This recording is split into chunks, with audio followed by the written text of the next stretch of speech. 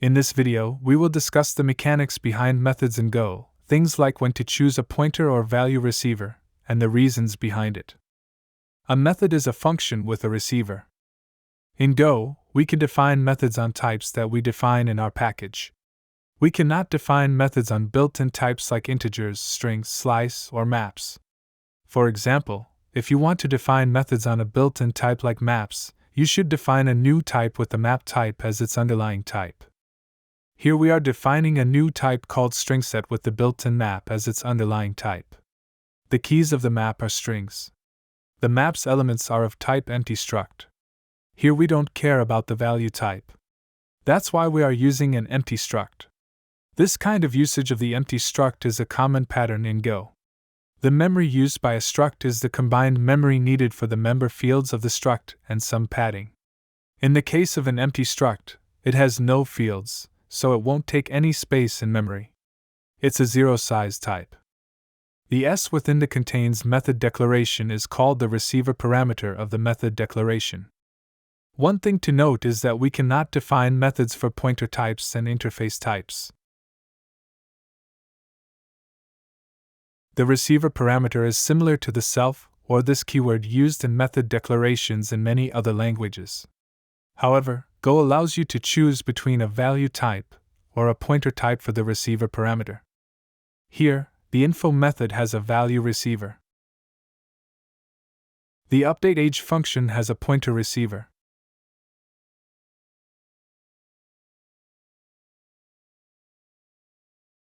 When you call the method, the receiver parameter is passed as the first parameter. In our example, the info method can be called on a value of the person type, or directly on the person type and passing the value, p, as the first parameter. The updateAge function is defined on a pointer type. So when we call it, we need to call it on the pointer to the person type and pass a pointer to the value of the person data type as its first argument. The updateAge method also requires you to pass a value for the age parameter. This will be passed as the second argument. You can see the function syntax by printing the type of the method in both forms that we used. As you can see here, the method when called the person type, the first argument should be a value of the person type. Here it shows as the main.person because I've declared it inside the main package.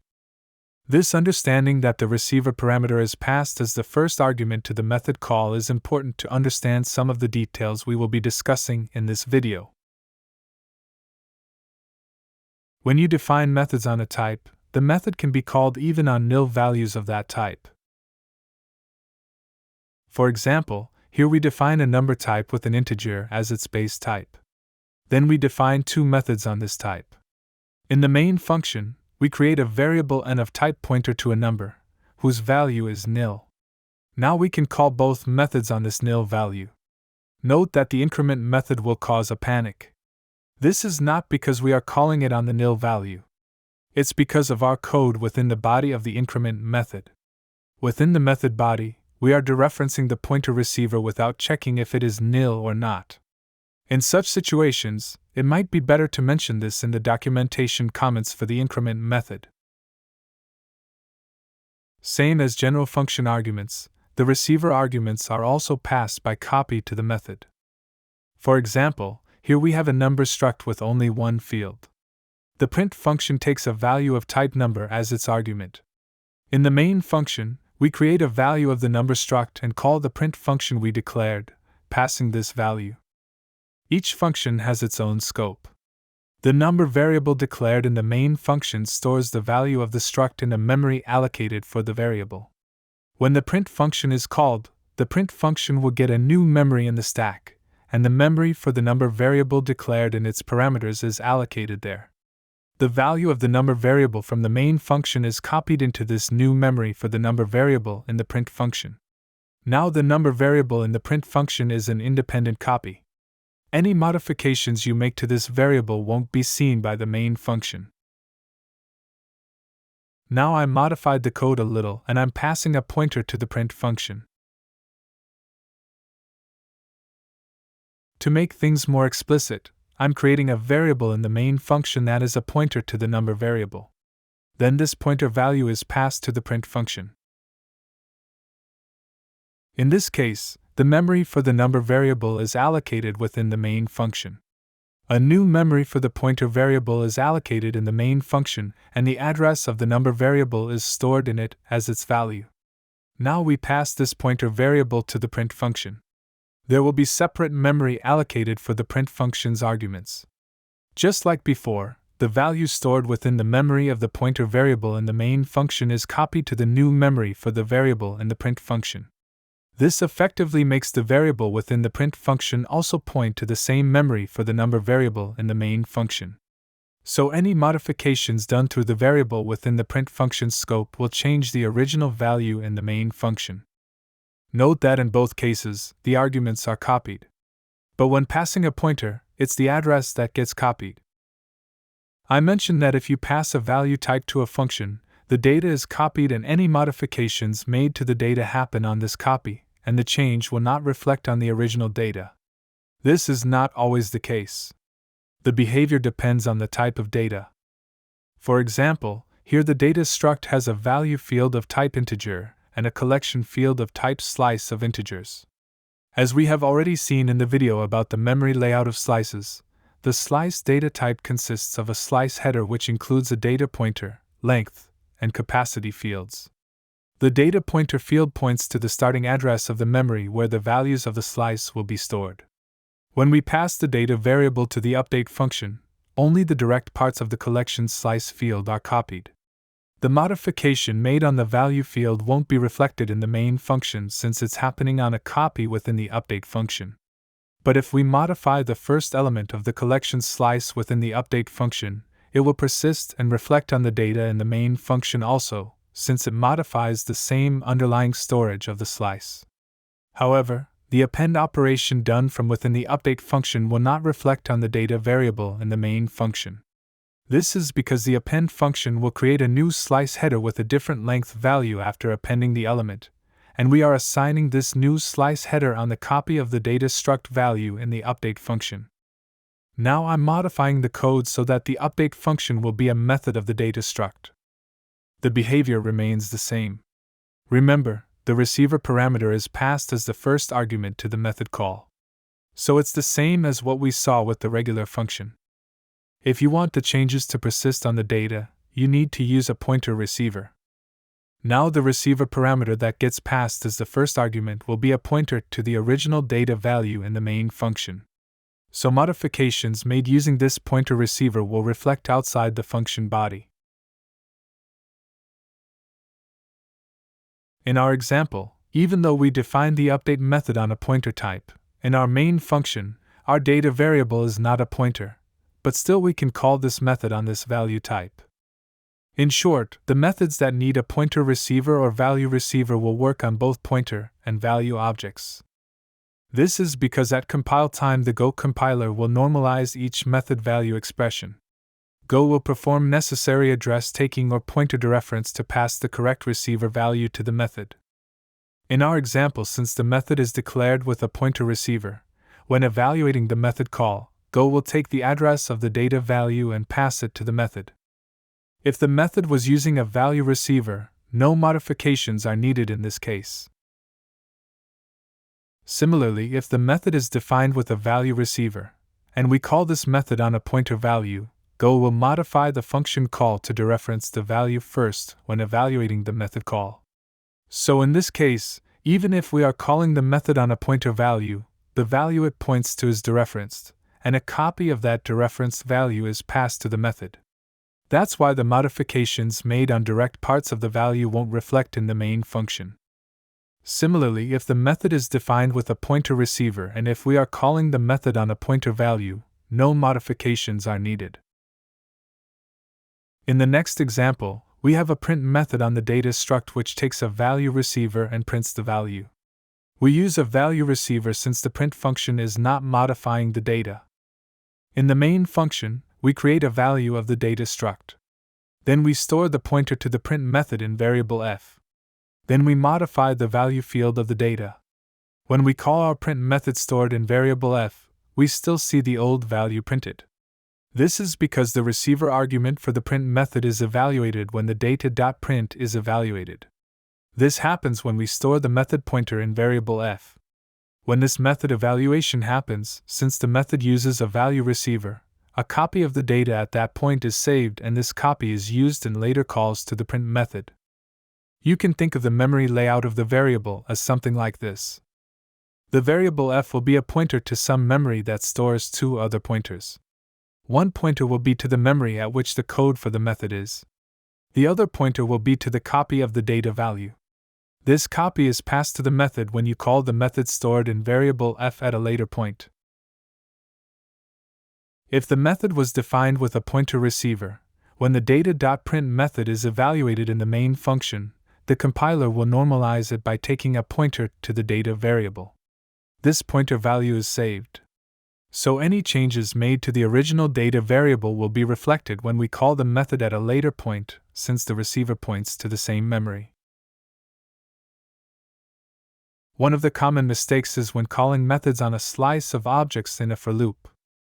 For example, in this code, the increment age function is defined with a pointer receiver. In the main function, we have a slice containing values of the person struct type. Within the range loop, we iterate over each item and call the increment age method. Since the method is defined with a pointer receiver, we expect the values in the slice to have changed after the loop. But it didn't. The reason for that is how the range loop works. For the loop variable, user, memory is allocated only once. Then each item in the slice is copied into that memory on each iteration. Our increment age method is modifying this copy.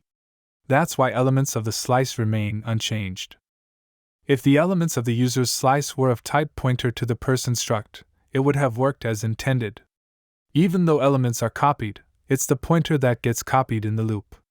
So calling the method will modify the actual data. Another option is to use a different syntax of the range loop. Here, the loop variable I will be the index of the elements of the user's slice. Here there is no copying and the method gets called on the actual data itself. The modifications done by the increment age method will happen on the slice elements. The types that we define from another source type won't obtain the methods defined on the source type. For example, here we are defining a number type whose base type is the integer type. We are also defining an add method on our number type.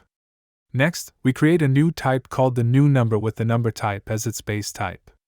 The add method cannot be called on values of the type new number.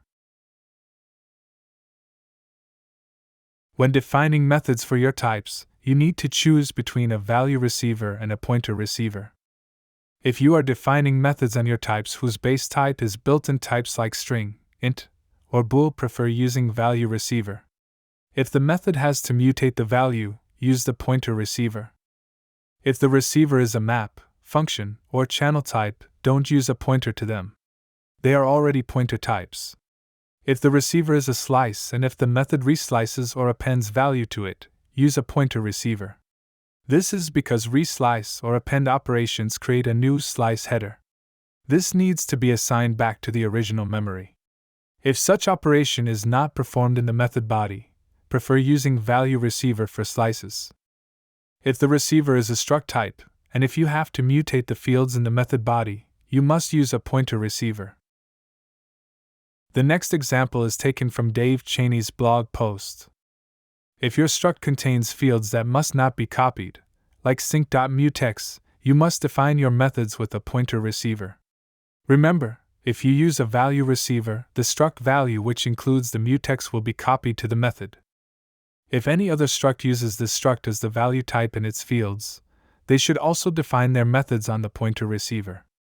This is because if the method uses a value receiver like this when the sum function is called, the stats struct value is copied which includes our value struct. The next example is taken from this post. Here we are defining an RPC struct with an integer and a channel field. The compute method sleeps for a second and sets the value on the result field. Then the channel is closed to represent the completion of the work. The version method is defined with a value receiver that returns 1. It's not modifying or accessing any field of the receiver type, so we are not even defining a variable name for the receiver type in the method definition. In the main function, we initialize the RPC struct value, then run the compute method in a coroutine. Then the version method is called, which simply returns the value 1. We wait for the coroutine to finish by waiting to receive a value on the done channel. When the channel is closed in the compute function, this channel receive operation will be non-blocking and thus returns immediately. This is to ensure that the coroutine finishes before our main function returns. If you run this program with the race detector enabled, you will see a data race reported. The problem here is that the compute method that we run in a separate coroutine is modifying the result field of the RPC struct. This is the right operation mentioned by the race detector. When we call the version method, even though we are not reading any fields of the RPC struct inside the method body, a copy of the RPC struct value is created as part of the method evaluation since the method is defined on a value receiver. This is the read that the race detector is complaining about. If we had defined the version method with a pointer receiver, there won't be any data races. When the version method is called, only a pointer to the RPC value will be copied and not the actual value. In short, if you are defining methods on struct data types, you should prefer declaring methods with a pointer receiver. You should choose a value receiver only if you have a strong reason to do so. The usual reason to use value receivers is for performance reasons. Using a lot of pointers may put load on the garbage collector. However, this alone should not be your reason to use the value receiver. If you are using a value receiver for this reason, it should be done only after profiling your code. Be consistent with defining methods. Don't mix pointer and value receiver types when defining methods. You should either define all methods for your type with a pointer receiver or all methods should be with a value receiver. When in doubt, just use the pointer receiver for defining methods. The guidelines for choosing a pointer or value receiver are mentioned on the Code Review Wiki page.